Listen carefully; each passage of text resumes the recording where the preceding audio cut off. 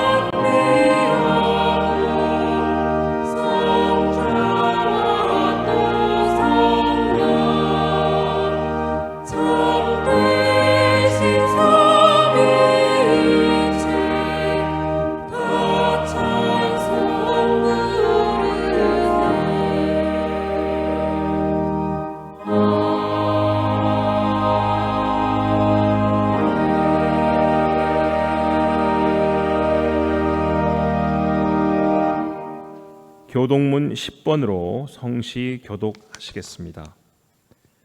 하나님이여 나를 지켜 주소서. 내가 주께 피하나이다.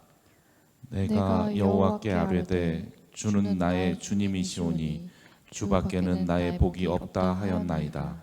땅에 있는 성도들은 존귀한 자들이니 나의 모든 즐거움이 그들에게 있도다.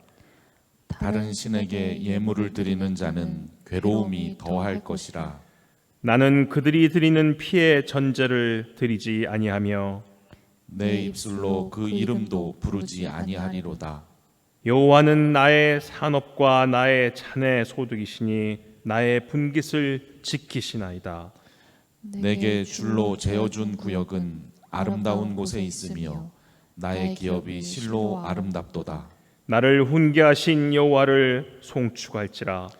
밤마다 내 양심이 나를 교훈하도다. 내가 여호와를 항상 내 앞에 모시며 그가 나의 오른쪽에 계심으로 내가 흔들리지 아니하리로다.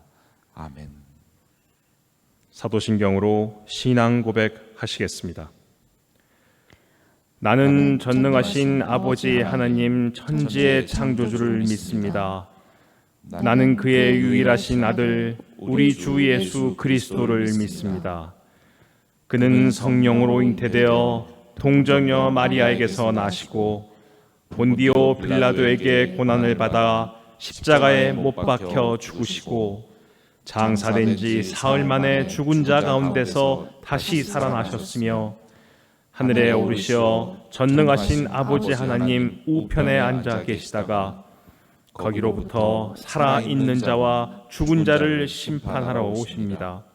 나는 성령을 믿으며 거룩한 공교회와 성도의 교제와 죄를 용서받는 것과 몸의 부활과 영생을 믿습니다. 아멘. 서정선 선생님께서 대표 기도해 주시겠습니다. 거룩하신 하나님 아버지, 폭염과 태풍의 고통 속에서도 우리를 지켜주시고 은혜 가운데 보호해 주신 주님의 은혜에 감사와 영광을 드립니다. 지난 시간을 되돌아보며 하나님, 나라, 일, 이웃을 사랑하고 헌신하였는지, 정신적인 가치의 소중함보다는 물질적 풍요만을 추구하진 않았는지, 다른 사람의 입장을 배려하지 않고 모든 것을 나의 처지에서 생각하지는 않았는지, 주님께 매달려 기도하기보다 나만의 생각으로 해결하려는 오만함으로 일상을 살아가지 않았는지 살피고 생각하며 우리가 알게 모르게 저지른 모든 일들을 회개하오니 지난 시간의 잘못을 분별하여 뉘우칠 수 있도록 은혜를 허락하여 주시옵소서. 사랑과 은혜의 주님, 온 나라의 전염병, 폭염, 불특정 다수를 향한 폭력으로 인한 불안과 공포가 확산되고 있습니다. 요즘 우리는 사소한 불편함을 참지 못하고 싸움을 걸거나 비아냥 이죽거림 빈정됨으로 받아치는 과민한 행동을 마치 권리를 찾는 행위인 듯 착각하는 시대에 살고 있습니다. 주님, 우리에게 나와 다른 생각을 이해하고 수용할 수 있는 아량을 가질 수 있게 해주시고 우리가 사용하는 언어가 구체적인 공격을 담아내기보다 한마디 한마디 공경과 배려를 담아낼 수 있도록 해주옵소서. 그리하여 어느 때보다 우리 사회가 평화롭고 따뜻한 곳이 되도록 하여 주옵소서. 이 나라와 민족을 사랑하시는 주님, 믿음의 위정자들이 하나님의 방법으로 국가를 경영하게 하시고 국민의 소리에 귀 기울이며 공의로서 정책을 판단하게 하시고 화해와 포용으로 서로를 존중하고 국민을 위해 봉사하고 섬기며 하나님을 경외하고 국민을 두려워하는 마음가짐으로 나라를 이끌어가게 하여 주시옵소서. 진리로 충만하신 주님, 이 땅에 대항학원을 세워주시고 오늘날까지 섭리해 주시고 역사해 주시는 주님께 찬송과 영광을 올려드립니다. 세종대학교, 세종사이버대학교, 세종고등학교, 세종초등학교를 비롯한 대항학원 산하 모든 기관의 임직원들을 위해 기도합니다. 둯대를 향하여 그리스도 예수 안에서 하나님이 위에서 부르신 부름의 상을 위하여 달려가노라 하신 빌립보서의 말씀을 기억하게 하시어 우리의 일이 하나님의 부르심으로 인함을 깨달아 현재에 만족하여 안주하지 않게 하시고 둯대를 향하여 전진할 수 있도록 강건하게 붙들어 주시옵소서. 능력의 하나님, 이 시간 말씀을 전하실 이태하 교수님을 축복하여 주시고 영육간의 강건함을 허락해 주옵시며 성령으로 충만케 하여 주시옵소서. 주님의 말씀이 선포될 때 우리의 심령마다 변화되어 헌신과 순종을 다짐하는 귀한 시간이 되게 하여 주시옵고 예배를 위해 묵묵히 헌신하는 손길들 위해 함께 하시어 주님의 사랑과 은혜를 더하여 주시옵소서. 우리의 기도 가운데 함께 하시는 예수 그리스도의 이름으로 간절히 기도드립니다. 아멘. 최재영 선생님께서 성경 봉독해 주시겠습니다. 오늘의 말씀은 누가복음 11장 1절에서 4절입니다. 예수께서 한 곳에서 기도하시고 마치심에 제자 중 하나가 여짜오되 주여, 요한이 자기 제자들에게 기도를 가르친 것과 같이 우리에게도 가르쳐 주옵소서. 예수께서 이르시되 너희는 기도할 때 이렇게 하라. 아버지여, 이름이 거룩히 여김을 받으시오며 나라가 임하시오며 우리에게 날마다 일용할 양식을 주옵시고 우리가 우리에게 죄지은 모든 사람을 용서하오니 우리 죄도 사하여 주시옵고 우리를 시험에 들게 하지 마시옵소서 하라. 이는 하나님의 말씀입니다. 아멘. 하늘연 성가대의 특별 찬양 은혜 자리 있겠습니다.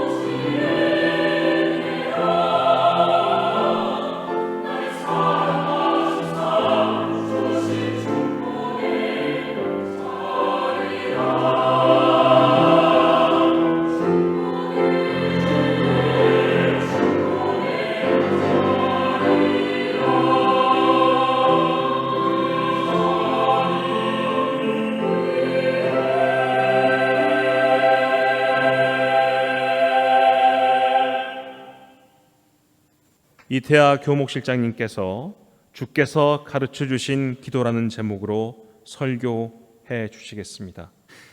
전 세계적으로 한국 교회만큼 기도를 많이 하는 교회는 없는 것 같습니다. 교회를 우리가 다니다 보면 새벽 기도로부터 해서 금요 철야 기도요, 또 기도원에 가서 하는 기도원 하는 기도가 있고, 또 산 기도를 한다고 해서 산에 가서 하는 또 기도도 있습니다.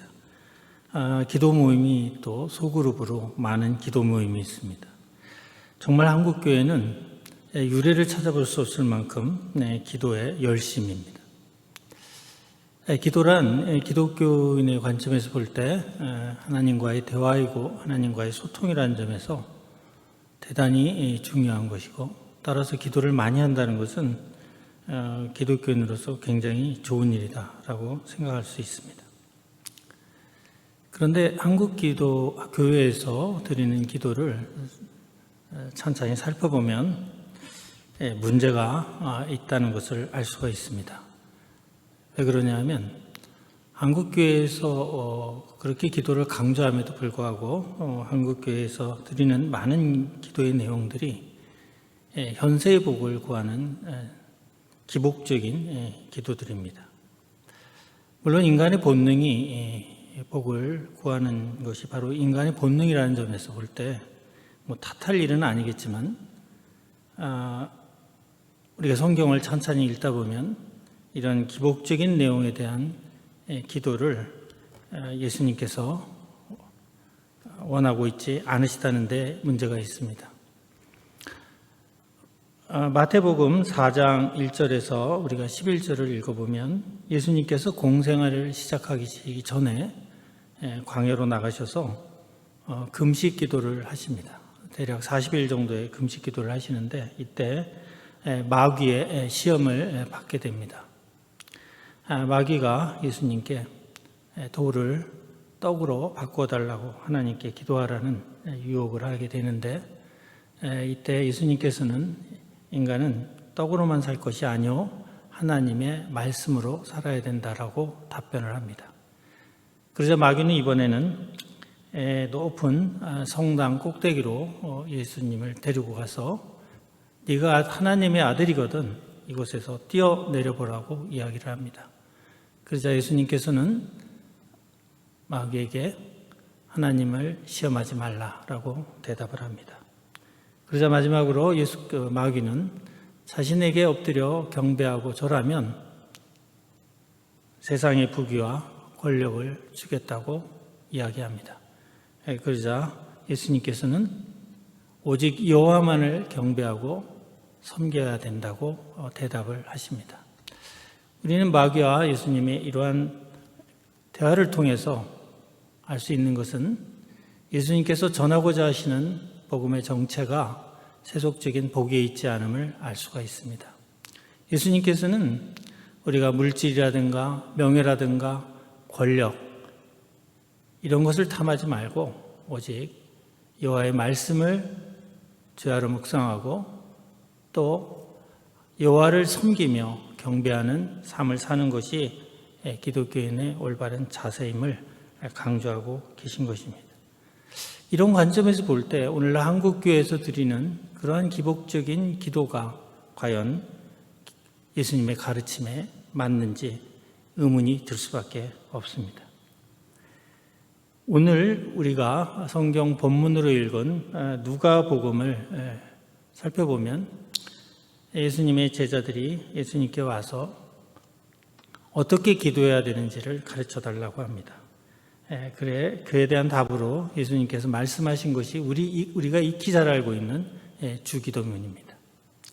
물론 주기도문은 너무나도 우리가 잘 알고 있는 내용입니다. 그런데 사실 많은 경우 이 주기도문의 내용이 어떤 것인지 깊게 생각함이 없이 그저 주문을 외우듯이 기도하는 경우가 사실 많습니다. 그래서 오늘은 이 주기도문의 내용을 중심으로 해서 서로 저와 여러분들이 같이 은혜를 받고자 합니다. 예수님께서 우리에게 가르쳐 주신 주기도문의 내용은 대략 이런 겁니다. 여기서 우리가 이제 강조해서 살펴볼 점이 있는데, 특히 이제 주목해서 살펴볼 점이 있는데, 그것은 바로 예수님께서 하나님을 아버지라고 부른다는 점입니다. 이 말은 굉장히 중요한 말인데, 누가복음 11장 예를 들면 5절 이하의 기도에 대해서 좀 더 상세히 설명하는 부분에서 왜 하나님을 아버지라고 묘사했는지가 그 이유가 드러나게 됩니다. 일단 그 주기도문의 내용을 좀 풀어서 이야기하면 이런 내용입니다.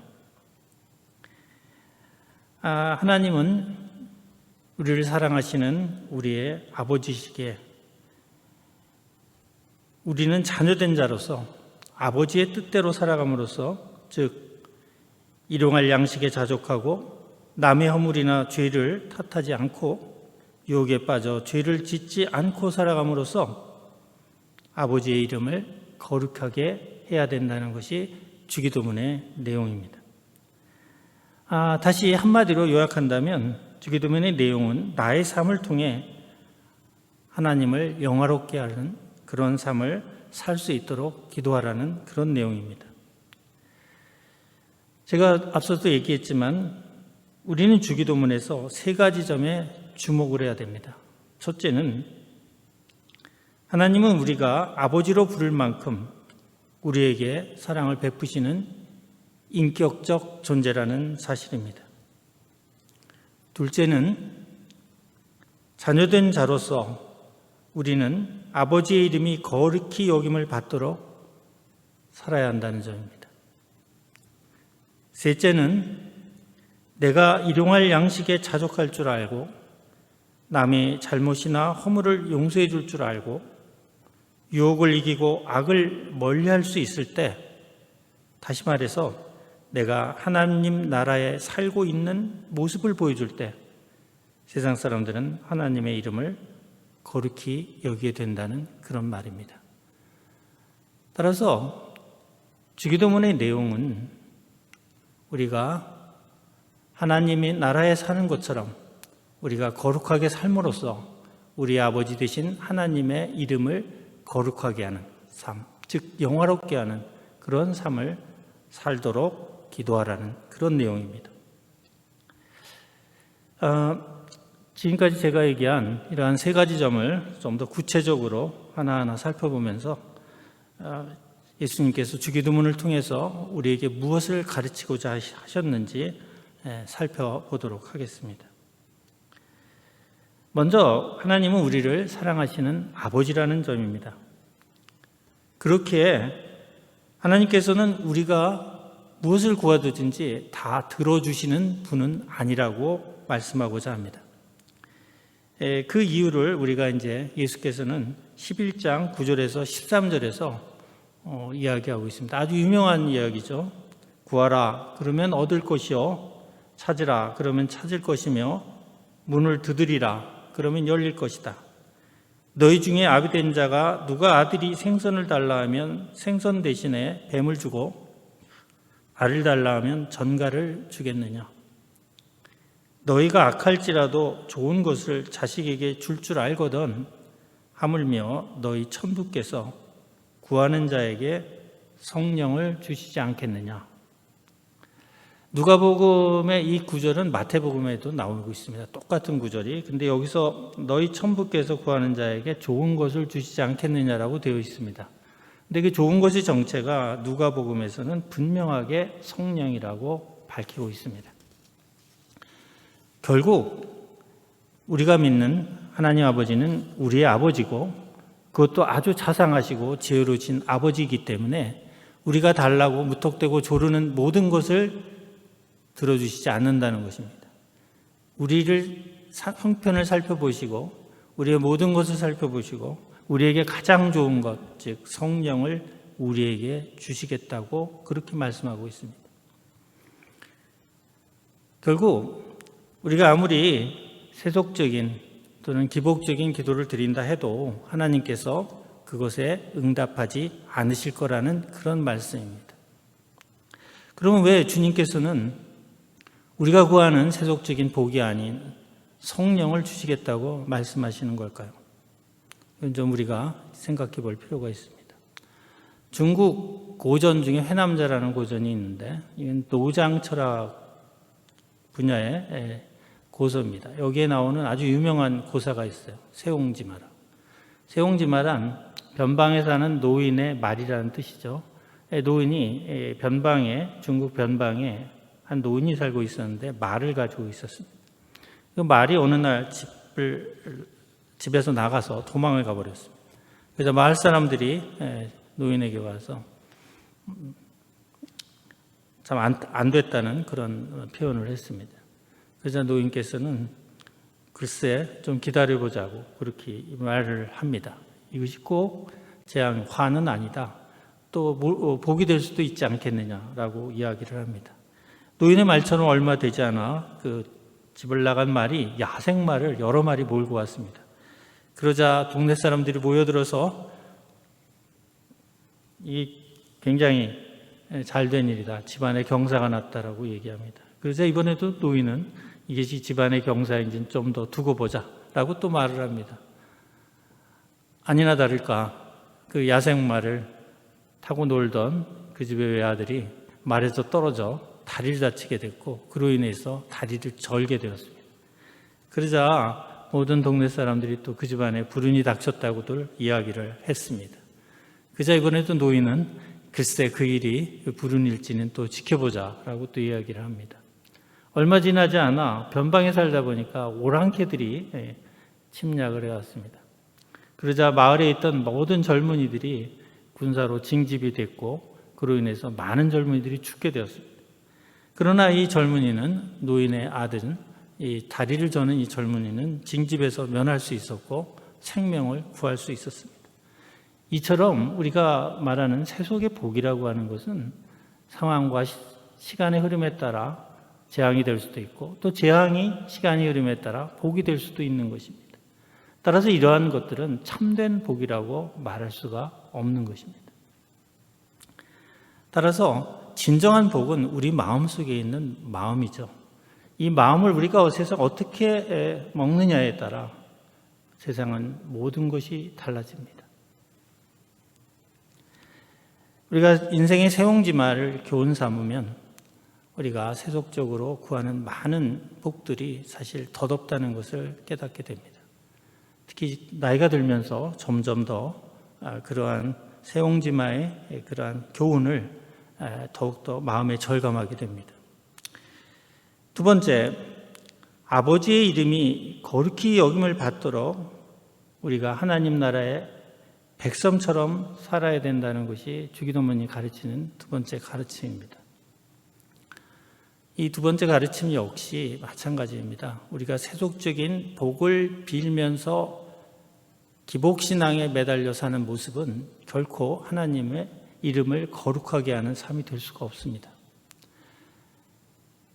어떤 사람이, 제가 예전에 들은 얘기인데, 어떤 교회 집사님이 교회의 어려운 재정을 알고 로또를 샀다고 합니다. 그래서 열심히 기도를 했습니다. 이 로또에 당첨되면 교회에 건축 헌금을 내겠다고. 그리고 어렵게 사시는 목사님에게도 차도 한 대 사드리고 그러겠다고. 그런데 기적처럼 정말 로또가 당첨이 됐습니다. 그래서 교회에 정말 많은 약속대로 건축 헌금도 내고 목사님께 차도 한 대 사드렸습니다. 그리고 그것을 모든 교인들 앞에서 신앙으로 간증을 했습니다. 과연 그 집사님의 간증이 하나님의 이름을 거룩하게 했을까요? 저는 그렇게 생각하지 않습니다. 또 어떤 교회 장로님이 정말 공부하기 싫어하고 놀기만 좋아하는 아들이 대학에 붙게 해달라고 밤새 철야 기도를 했습니다. 여러 날을. 그런데 이게 어떻게 된 일인지 무모하게 인서울대학에 지원서를 냈는데 그게 기적처럼 합격을 했습니다. 그러자 장로님은 이게 기도의 덕분이라고 믿고 모든 교인들 앞에서 또 신앙 간증을 했습니다. 공부도 하나 하지 않은 그런 아들이 운을 노리고 지원한 대학에, 인서울대학에 합격을 한 겁니다. 장로님의 간증을 들은 교인들이 그러한 간증을 통해서 과연 은혜를 받았을까요? 그리고 장로님의 그러한 기도가 정말 하나님의 이름을 거룩하게 했을까요? 의문이 가지 않을 수가 없습니다. 아버지의 이름이 거룩히 여김을 받으려면 우리가 하나님 나라의 백성처럼 그렇게 사는 모습을 통해서 우리가 하나님의 이름을 거룩하게 하고 또 하나님을 영화롭게 할 수 있습니다. 아무 노력 없이 그저 기도로만 하나님께 때를 쓰듯 기도해서 무언가를 얻고자 하는 마음은 우리가 하나님을 믿는 것이 아니라 사실은 우리가 우상을 만들어 우상을 숭배하고 있는 것입니다. 이스라엘 백성도 애굽에서 나와서 모세가 시내산에 하나님의 말씀을 받으러 길을 떠나 오랜 동안 소식이 없자 그들은 애굽 땅에서 믿던 아피스 신상, 즉 금송아지 성을 만들어 놓고 그것에 이름 붙이기를 여호와라고 이름을 붙이고 그것에 경배하고 제사를 드리고 그 앞에서 춤을 췄습니다. 오늘날 많은 현대인들이 바로 이와 같은 신앙생활을 하고 있습니다. 우리가 기도로 여호와를 찾고 있지만 사실은 우리가 만든 가짜신, 즉 거짓신, 허수아비신, 즉 우상을 섬기고 있는 것입니다. 많은 사람들이 나는 교회를 다닌다, 나는 하나님을 믿는다고 하지만 그 실상을 돌아보면 우상을 믿고 거기에다가 절하고 경배하는 경우를 많이 보게 됩니다. 세 번째, 우리가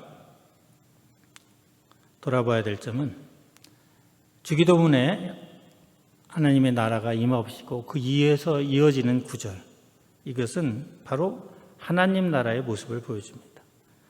셋째, 물질에 현혹되지 않고 타인의 잘못과 허물을 용서하고 정욕에 이끌려 죄짓지 않고 산다는 것은 결국 우리가 하나님 나라의 백성으로 산다는 것인데 이것은 우리의 의지와 노력으로 가능한 일이 아닙니다. 이것이 가능하려면 성령이 우리 마음에 임재할 때만이 가능합니다. 기독교는 철학이 아닙니다. 우리의 의지와 우리의 노력과 우리의 깨달음으로 우리의 삶을 변화시킬 수 있다고 주장하는 그런 철학이 아니라 오직 하나님의 능력으로만 우리가 구원을 받을 수 있는 그런 존재라는 것을 믿는 종교입니다. 주님께서 약속하신 성령이 우리 안에 임재할 때 우리는 비로소 하나님 나라의 백성처럼 살아갈 수가 있습니다. 성령이 임재할 때 우리는 세 가지를 알게 됩니다. 첫째는 하나님의 임재를 강하게 느낄 수가 있습니다. 우리의 삶 가운데서. 두 번째는 아버지의 뜻이 무엇인지를 분별할 수 있는 지혜를 갖게 됩니다. 우리는 도대체 어떤 일이 옳은 일인지, 이 일을 해야 될지 말아야 될지, 어떤 길을 걸어야 될지 헷갈리는 경우가 상당히 많죠. 삶을 살아갈 때. 그때 성령의 임재는 우리가 나아갈 바를 깨닫게 해주십니다. 세 번째는 우리가 깨달았다고 해서 그 길을 갈 수 있는 것은 또한 아닙니다. 우리 약한 의지를 붙잡아 주시고 그 길로 나아갈 수 있는 힘을 주시는 것 또한 성령님입니다. 우리가 성령의 임재를 통해서 우리가 이 땅에서 하나님의 율법대로 사는, 하나님의 말씀대로 사는 삶을 보여주는 것, 그것이 바로 이 땅에 하나님 나라가 임하는 것입니다. 하나님 나라는 이 땅에 사는 모든 사람이 하나님 나라의 백성처럼 사는 그러한 식으로 오기보다는 우리 하나하나가 하나님 나라의 백성처럼 사는 그러한 삶을 보여줄 때 이미 이루어지는 것입니다. 남이 하나님 나라의 백성이냐 아니냐를 판단할 이유가 없습니다. 우리 먼저 하나님 나라의 백성으로 산다면 그것으로 족합니다. 분명히 주님께서는 주기도문을 통해서 우리가 하나님 나라의 백성처럼 살아야 됨을 요구하고 계심에도 불구하고 우리는 여전히 기복신앙에 빠져 있습니다. 그래서 많은 교인들이 요한복음 14장 14절의 말씀을 붙잡고 여전히 기복적인 기도를 드립니다. 거기엔 이렇게 되어 있습니다. 요한복음 14장 14절을 보면 나의 이름으로 구하면 그대로 시행하리라. 이렇게 말씀하고 계십니다. 그런데 그래서 이제 우리가 예수님의 이름으로 뭐든지 구하기만 하면 무엇을 구하든 예수님께서 그대로 들어주실 거라고 믿고 마음 놓고 기복적인 내용의 기도를 구합니다. 자기 욕심을 채울 수 있는 그러한 내용의 기도를 합니다. 그런데 사도 요한은 요한일서 5장 14절에서 이렇게 얘기합니다. 주의 뜻대로 구하면 다 이루어 주실 것이다. 즉 주의 이름으로 구한다는 것은 주의 뜻대로 구한다는 것입니다. 주님의 뜻은 이미 밝히셨죠. 주기도문을 통해서 우리가 하나님의 나라를 구하라는 것입니다. 하나님의 나라를 구하라는 말은 곧 우리에게 성령을 구하라는 말씀이기도 합니다. 성경의 여러 구절은 복음서를 뿐만이 아니라 사도들의 서간을 통해서도 늘 기복적인 내용이 아닌 하나님 나라를 구하는 그런 기도를 드리라라고 가르치고 있음에도 불구하고 여전히 한국교회는 기복종교에 빠져 있습니다. 한국교회가 놀라운 속도로 부흥한 것은 제가 알기로는 한국 경제가 비약적으로 발전하던 70년대, 80년대일 겁니다. 모든 교인들이 기복종교에 매달려 있었고 기복종교에 하나님이 응답하시기라도 하느냐 한국 경제가 놀랍도록 발전을 거듭했고 또 교회도 폭발적으로 증가했습니다. 산위에서 보면 온 도시에 붉은 십자가만 보인다고 할 정도로 교회가 많이 생겼고 기독교인도 엄청나게 많은 증가를 했습니다. 흡사 AD 313년에 콘스탄티누스 황제가 기독교를 허용했죠. 기독교의 포교를 허용했고 공인해줬습니다. 그 후에 380년에 테오도시우 황제가 로마 내 유일한 국교로 기독교를 승인합니다. 불과 67년 만에 놀라운 일이 벌어집니다. 기독교를 밀라노 칙령에서 기독교를 허용했던 313년에서 380년까지 국교가 된 67년 만에 기독교인이 어마어마한 숫자로 증가했습니다. 313년에 기독교인은 당시 로마 전역의 인구가 대략 6천만 정도로 추정되는데 약 3% 정도였습니다. 그런데 380년에 이르러서는 무려 6천만 명의 절반이 되는 3천만 명이 기독교인이 됐습니다. 이제 기독교인은 가진 자의 종교, 권력을 가진 자의 종교가 되면서 그 편으로 많은 사람들이 몰려든 것입니다. 한마디로 기독교 신자의 거품이 일어났던 것이죠. 한국의 기독교에도 이러한 심각한 거품이 있다고 생각이 됩니다. 우리나라 경제가 2000년도에 들어오면서 2만 불 시대가 달성이 됐고 2011년도에 들어오면서 2011년에 제 기억으로 2만 5천 불, 그 다음에 2016년인가 17년부터 3만 불 시대가 들어오게 됩니다. 이때부터 선진국 반열에 들면서 기독교는 하향 곡선을 보이기 시작합니다. 뚜렷한 하향 곡선을 보입니다. 많은 사람들이 더 이상 교회에 가서 기도할 필요를 느끼지 않습니다. 풍족하게 사는 특히 MZ세대, 젊은 세대들은 더더욱 그렇습니다. 어려움이 없이 자란 MZ세대들은 기복신앙을 이야기하는 종교를 피웠습니다. 심지어는 그런 종교를, 그런 기독교를 미신이라고까지 말합니다. 결국 한국교회를 비약적으로 성장시킨 이 기복신앙이 이제 와서는 한국교회의 성장을 저해하는 요인이 되고 말았습니다. 그러면서 한국교회 얼마 전에 작년에 나온 조사를 보니까 기독교 신자가 절정기였던 850만 명에서 650만 명으로 대략 200만 정도가 줄었다는 보고가 나오고 있습니다. 그러면서 많은 교계의 인사들이 큰일 났다고 말들을 합니다. 그러나 제 관점에서 볼 때는 큰일 날 일은 아닌 것 같습니다. 왜냐하면 거품이 빠지고 있을 뿐 기독교가 쇠퇴하는 것은 아닙니다.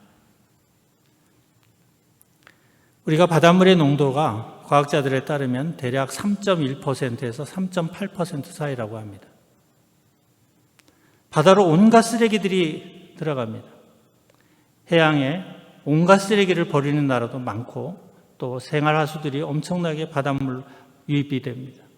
그럼에도 불구하고 바닷물은 썩지 않습니다. 왜냐? 바닷물의 염도 때문입니다. 그 염도가 대략 3.1%에서 3.8%입니다. 아까 제가 서두에 말씀드렸던 것처럼 기독교가 로마의 공인을 받던 313년에 대략 로마 전역의 기독교 신자가 3% 정도였습니다. 정말 알곡 같은 신자였는지 모릅니다. 왜냐하면 기독교의 탄압기에 기독교 신앙을 유지했기 때문입니다. 그들이 과연 세속적인 복을 추구하는 믿음을 가졌을까요? 저는 그렇게 생각하지 않습니다. 사도 바울이 보낸 많은 서간이나 또 사도 요한이 보낸 서간들을 통해서 우리가 짐작할 수 있지만 초대교회 교인들은 기복신앙에 매달리지 않았습니다. 그런 알곡 같은 신자들이 결국은 로마 전역에 3천만 명이나 되는 그러한 기독교 신자가 범람하자 묻혀버리고 말았습니다. 우리 속담에 그런 얘기가 있죠. 홍수가 나면 식수가 없어진다. 사실 홍수에 맑은 물들이 다 오염이 돼서 마실 물이 없어지는 현상과 같습니다. 오늘날 이런 거품이 결국 알곡 신자들을 감춰버렸습니다. 그러나 분명한 사실은 한국교회에 많은 알곡 신자들이 있다는 사실입니다. 기독교가 진정한 붕을 이루려면 거품이 빠져야 되고 더 많이 빠져야 되고 알곡 같은 신자들로 교회가 채워져야 합니다.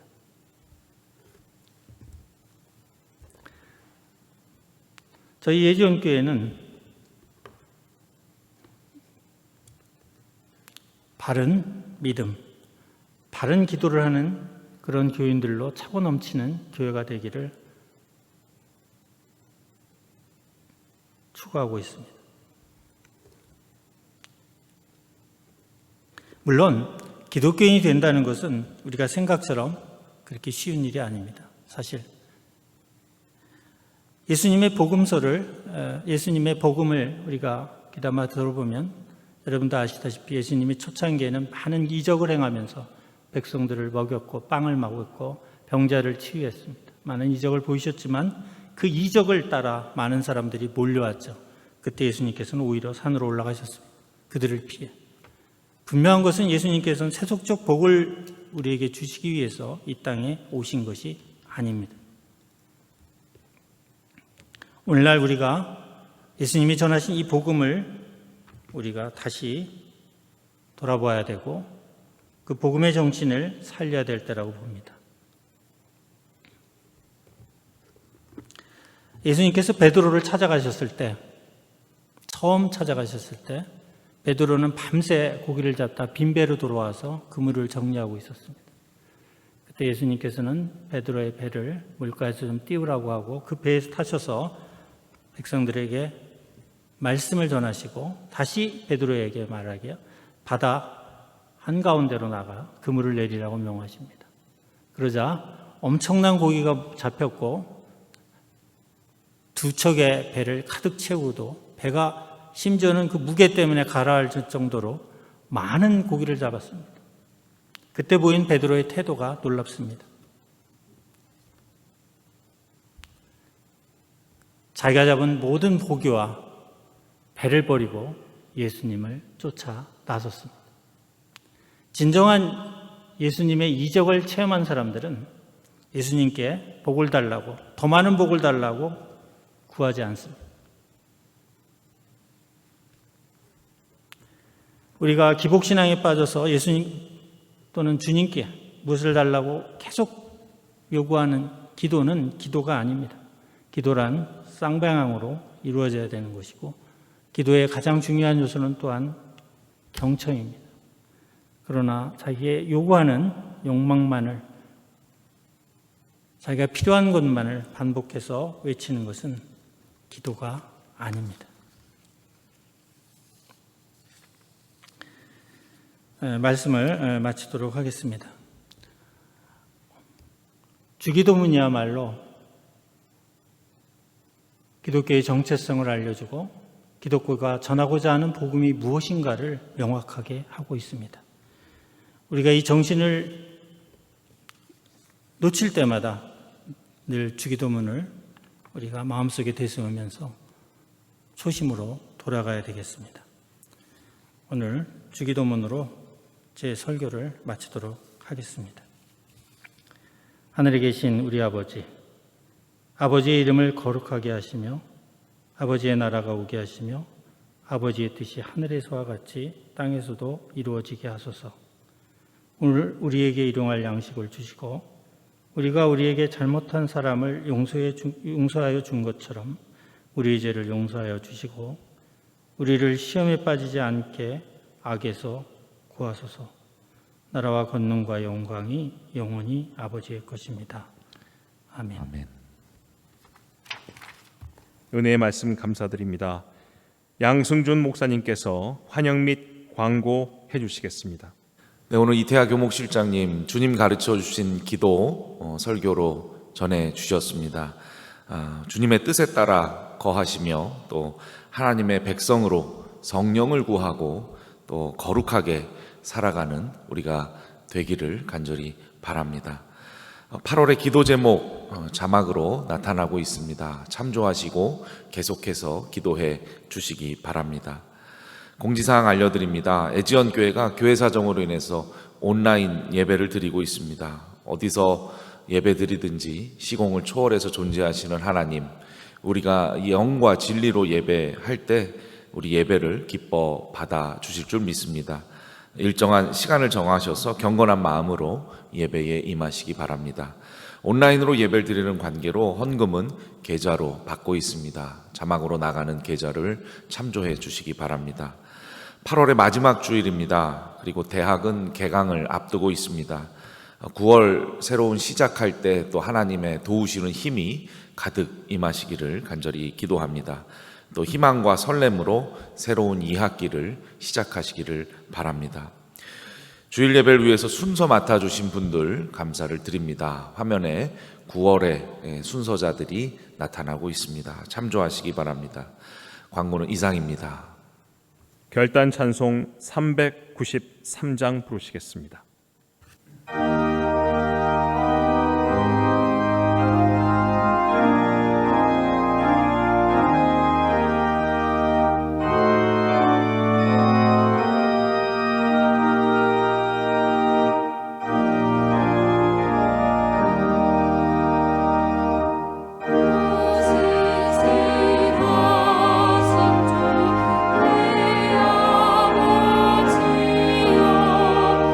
내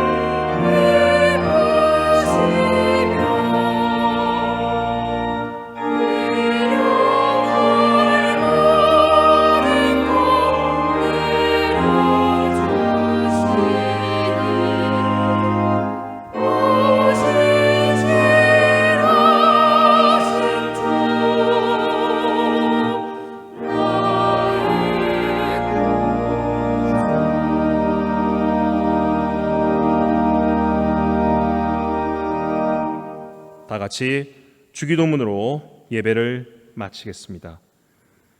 하늘에 계신 우리 아버지, 아버지의 이름을 거룩하게 하시며 아버지의 나라가 오게 하시며 아버지의 뜻이 하늘에서와 같이 땅에서도 이루어지게 하소서.